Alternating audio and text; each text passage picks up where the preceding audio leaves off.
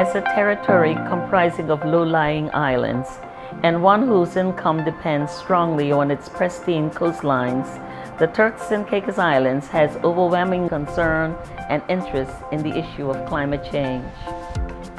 I attended the United Nations Climate Change Conference COP26 in November of last year, and I came to the realization that the Turks and Caicos Islands must endeavor to have climate change resilience incorporated into every facet of our economy and industry.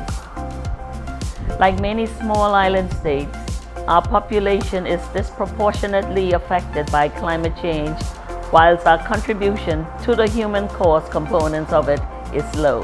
Our livelihoods, our ecosystems, and our biodiversity are threatened by sea level rise, changes in temperature and rain patterns, ocean acidification, and increased frequency and intensity of severe weather events like tropical storms and hurricanes.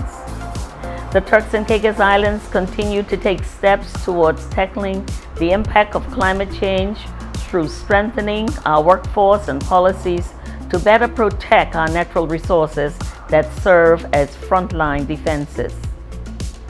My government has embarked on several projects with the aim of enhancing resilience of the islands and preserving biodiversity, which includes a national physical development plan launched in 2021, thus promoting environmental sustainability, use of renewable energy, and resilient building structures.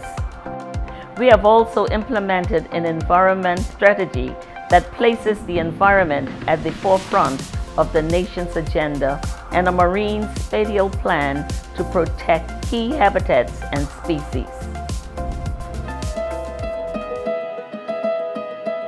We are excited to announce that on Earth Day, April 22nd, the Ministry of Tourism and the Environment will be hosting the nation's first climate change summit under the theme, Only One Earth, Invest in Our Planet, where we will bring together local and regional leaders in climate change to evaluate policies and discuss collective resilience against the issues presented by climate change.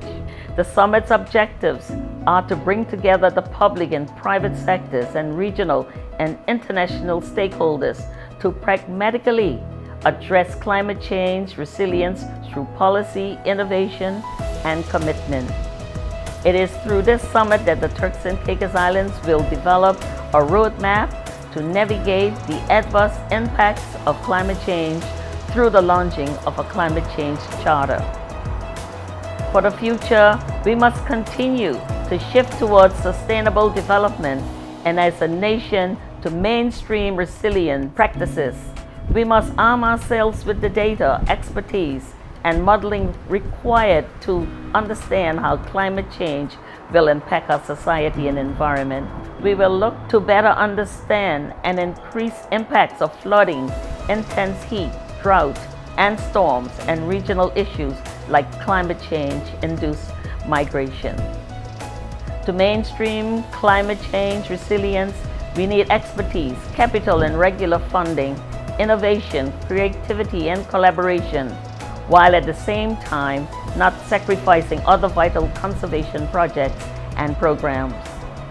We must be able to weave this understanding and adaptability throughout the fabric of our government, services, and society so that we are better prepared to face changes that will come.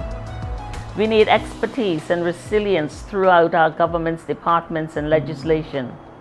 This climate change summit will help to set the foundation for this to happen. I look forward to welcoming you to our first ever climate change summit on April 22nd, 2022.